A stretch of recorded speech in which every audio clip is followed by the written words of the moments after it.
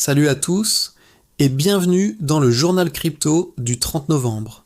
Accrochez-vous, la journée a été mouvementée, on va parler de la chute brutale des mêmes coins, de mouvements institutionnels massifs, de prévisions d'économistes qui font froid dans le dos et de projets blockchain qui continuent de faire débat. Allez, on attaque tout de suite. On commence avec Hyperliquid, où un investisseur externe aurait déclenché une vente massive de tokens, provoquant un sell-off assez conséquent. La communauté surveille ça de très près, car ce genre de mouvement peut facilement créer une réaction en chaîne et faire paniquer le marché. Ensuite, le sujet qui fâche, les mêmes coins. C'est un véritable carnage pour la vague 2024-2025. Certains tokens, comme Aship ou Sol et d'autres encore, ont perdu entre 87 et 99% de leur valeur depuis leur sommet historique. C'est une purge nécessaire pour certains, mais ça pique très fort pour ceux qui étaient en dedans. Du côté de Cardano, le projet continue d'avancer tranquillement dans sa roadmap. Ils viennent de lancer un Development Tracker pour suivre les progrès et annoncent des améliorations pour les développeurs et l'écosystème DeFi. ADA reste fidèle à sa réputation, un des projets les plus constants et méthodiques du marché. Attention, une prédiction qui fait grand bruit nous vient d'un économiste. Il met en garde sur le fait que le plus gros rallye du Bitcoin pourrait précéder son plus gros crash. Plusieurs analyses évoquent une volatilité extrême à venir. On reste prudent, mais c'est une perspective à ne pas ignorer. Bonne nouvelle pour les gamers. Le mois de décembre 2025 s'annonce énorme pour les jeux blockchain. Plusieurs titres majeurs du Web3 sont prévus, ce qui pourrait attirer une vague de nouveaux utilisateurs dans la GameFi. On a hâte de voir ça. Et maintenant, le scandale du jour. Le CEO d'une société tech aurait détourné 13 millions de dollars. Pourquoi faire? Apparemment, pour se payer des vacances de luxe et même un ticket pour le Super Bowl. Une histoire complètement folle qui, une fois de plus, ne fait pas une bonne publicité au secteur. Passons à Ethereum.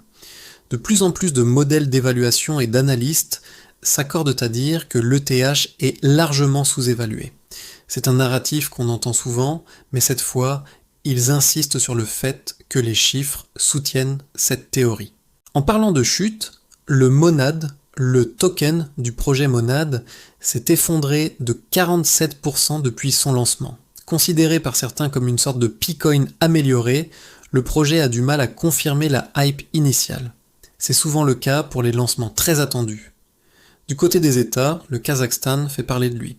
Le gouvernement envisage d'allouer jusqu'à 300 millions de dollars à l'infrastructure crypto.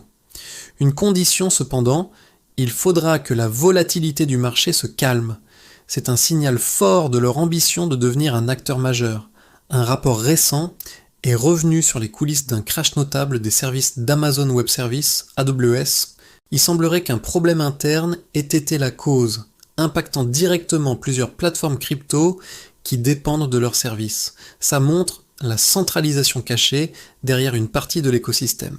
Sur Bitcoin, on observe une dynamique intéressante.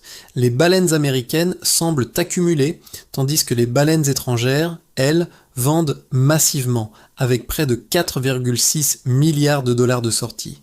Le marché est clairement divisé, personne n'est d'accord sur la direction à prendre.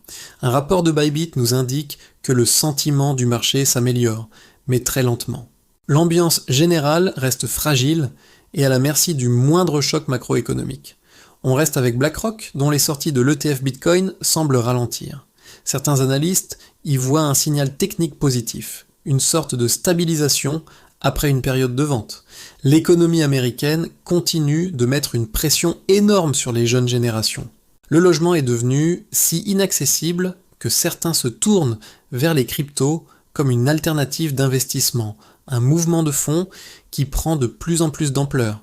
Elon Musk a encore fait une déclaration fracassante affirmant que le Bitcoin est une vraie monnaie basée sur l'énergie, relançant une nouvelle fois le débat sur la valeur fondamentale du BTC. Concernant Dogecoin, les baleines se font très discrètes. L'activité des gros portefeuilles est en forte baisse. Est-ce une phase d'accumulation silencieuse ou un désintérêt ? Pour l'instant, le mystère reste entier. Et la saison des altcoins, alors ? Selon certains analystes, elle n'est pas annulée, juste reportée à cause de la volatilité actuelle du marché. Des projets comme BNB, XRP ou Solana pourraient donc avoir leur heure de gloire un peu plus tard. Un analyste a mis en évidence les zones clés à surveiller pour le Bitcoin. 90 000, 88 000, 94 000 et 97 000 $. Les prochains jours s'annoncent potentiellement explosifs avec ces niveaux de support et de résistance à tester. D'ailleurs, le discours change. Certains commentateurs affirment qu'en 2025, le vrai risque n'est plus de détenir du Bitcoin, mais de ne pas en détenir. Une idée qui gagne du terrain. Enfin, un débat refait surface. Les blockchains de couche 1, les L1, sont-elles encore utiles?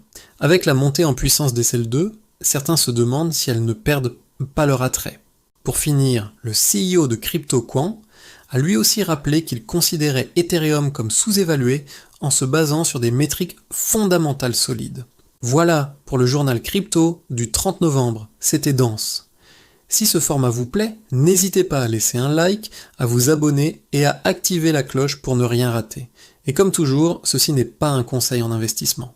Faites vos propres recherches avant de prendre la moindre décision. Merci à tous et à très bientôt.